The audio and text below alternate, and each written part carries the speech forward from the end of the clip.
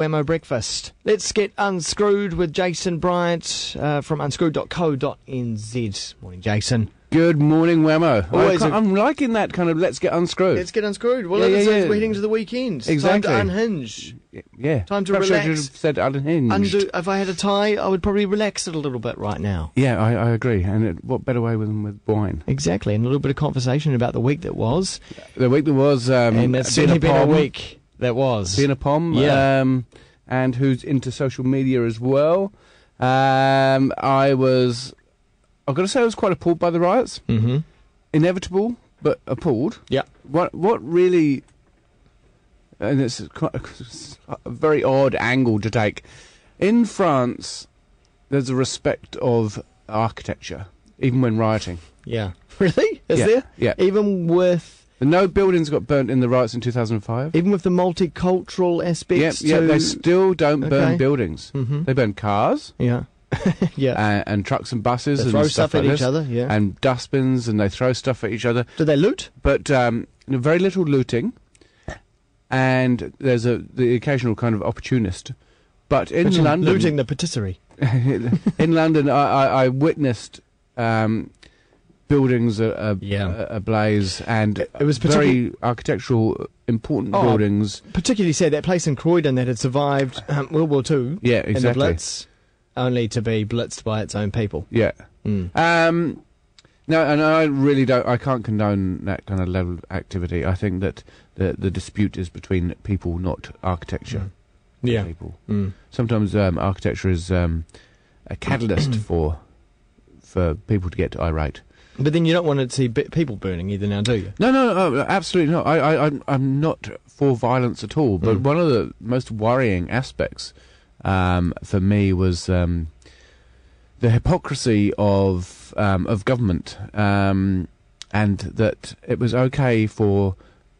We don't know because of propaganda and inferior news coverage of the Iranian riots and other kind of spring riots throughout the Middle East and North Africa, that we encouraged the use of social media to get a message out there. Right. And as soon as their own people start rising up and go, no, and using social media, all of a sudden that they want to censor it and ban it.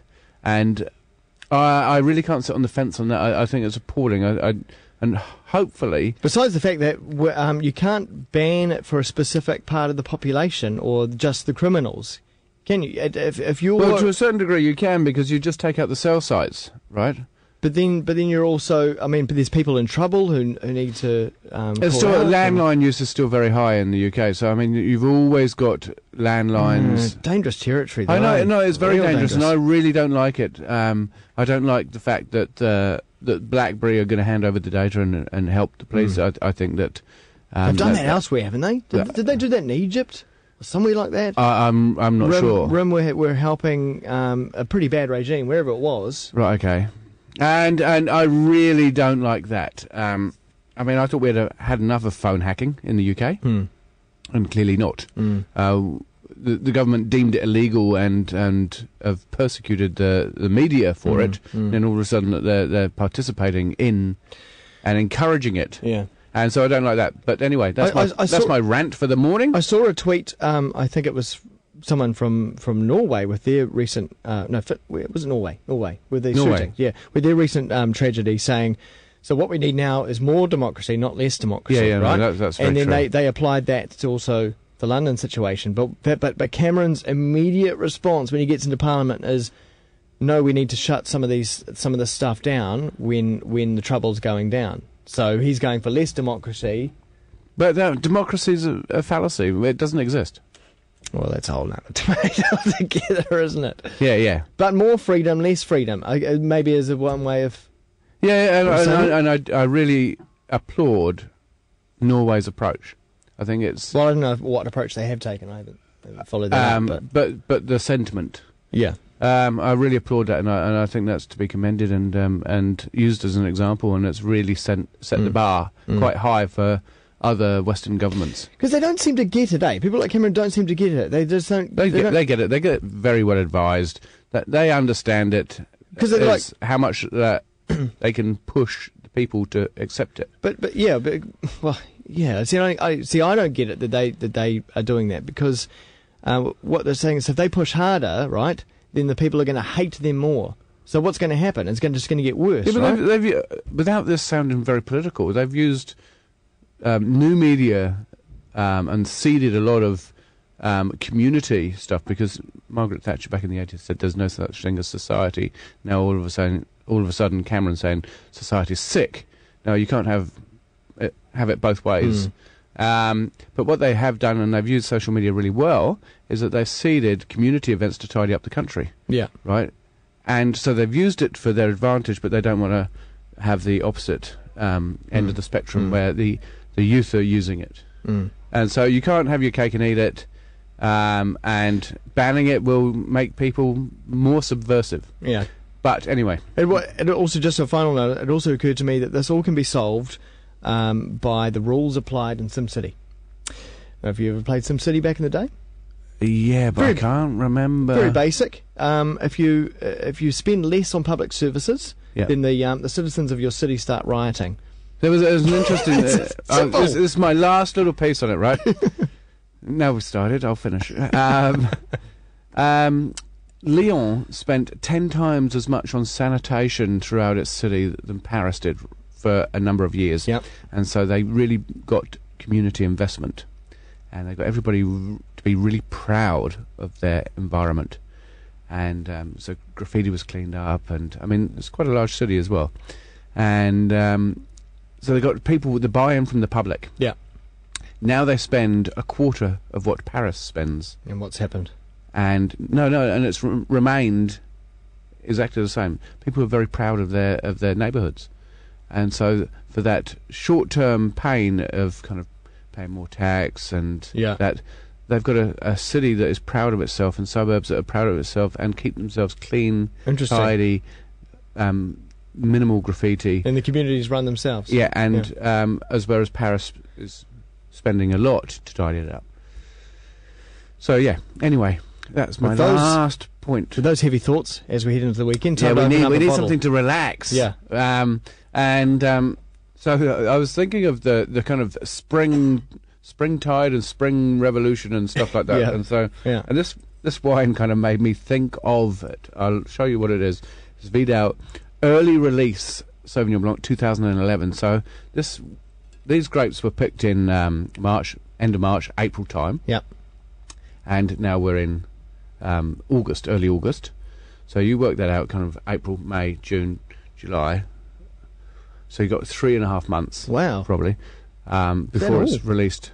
Yeah, I know. Man, it's going to be very interesting to see what this is. Right, so it could be quite green. Almost like just taking a cup into the vat and having a sip. Well, yeah, that's one of the things. And Vidal have been around since kind of like 1905. I think it's Joseph Vidal from memory. Set up a restaurant. We got bought out by Villa Maria. Okay. So they're under the Villa Maria kind of Esk Valley Vidal stable, and they're a Hawke's Bay kind of icon, and their restaurant used to be like world famous in Hawke's Bay, not even in New Zealand, but everybody used to go. And so I thought that it is Marlborough and they're Hawke's Bay based. Yeah. But and this is one of the things I think we need to focus on. Wine regions need to focus and not try to make everything, because making everything makes everything dull, and you're competing against everybody. And that's why I like it. Some of the smaller wineries only make wine from their own regions, right? And I think that has much more validity. Which is the old country. It's the old world kind of way where you made what was right for your terroir, right? And it's a young country, so we don't know what our terroir is capable of, and we're such a long, thin country. We have very different climates. If I didn't know what was in this glass, I would have thought, oh, you've given me a glass of water. Yeah, I know, it's very, very light. Wow, I mean, this is very light. Is that because colour comes from and character comes from age? Yeah, sometimes it does. So just because it looks colourless, it doesn't mean it's not going to be quite fragrant and pungent. One of the things that you do get a discoloration or an aging colour. It tends to go kind of more straw, hay, golden yellow with age. Yeah. Kind of as does Chardonnay and stuff like that. But this is I mean, it gets a Sauvignon Blanc over here. It gets stripped of so many of its properties Yeah. that it's sometimes very kind of tenuous link to its actual origin. Well, when you've taken out the red, right? You've already stripped it out. Sauvignon Blanc is a white grape. Oh, is it a white grape? Oh. Yeah, Cabernet Sauvignon is the red grape. Of course. And so Sauvignon Blanc doesn't have any skin contact, where you get all your tannin and your colour generally. And so then it gets put into a press. All the juice comes out, so you've got a fairly colourless juice. You then put your yeast in, and it ferments. Yeah. And then you filter and fine it to remove all of the kind of particular matter. Mm. So the yeast gives it a lot of character, a certain smell, certain taste, and then you've got your juice after that. And once you've stripped everything out of it, you're left with Sauvignon Blanc. With what we see, yeah. Yeah. Here's that. For me, it's that. I mean, one of my problems here would be the glass. Mm. But you've got a better glass than me, and so you should get a lot more kind of fragrance out of that. I get kind of a grapefruit, passion fruit, lemon, hint of grass or freshly mowed grass. Yeah, there's something in there. It's very quite sweet on the nose as well. Yeah. Mm. Yeah.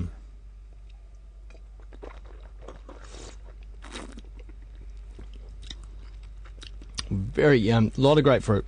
It's a lot of grapefruit. It's quite thin. It's quite weak.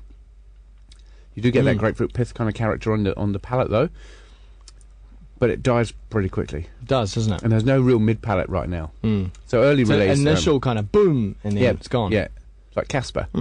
Something very refreshing about it, though. No, I would agree with that. If it's almost a shame that it's released when it is, because it's gone on the second sip. Yeah, the initial boom is gone as well. Because this would be a great summertime. Kind of, you come home from work, boiling hot day, and you pour a glass of this, chilled. You're going to enjoy yourself. This is a quaffer. It is an absolute quaffer, right? And it's a quaffer right now. Like it's $11 in the supermarket. Oh, good, right? And so, I mean, it's a wine that everybody can get. Yep, $11. Chuck it into your cooking. Oh, never cook with something you wouldn't drink. Yeah. I think that my food. Well, you drink it and cook it. Yeah, I think my food would want I'd want a higher quality wine. Okay. But do you know what? For an early quaffer, the industry's tough. 83 points. 83 points for the Vidal early release Sauvignon Blanc 2011 White Series. Yeah. Unscrewed.co.nz for more. Jason_Bryant on Twitter as well. And see you next week. See you.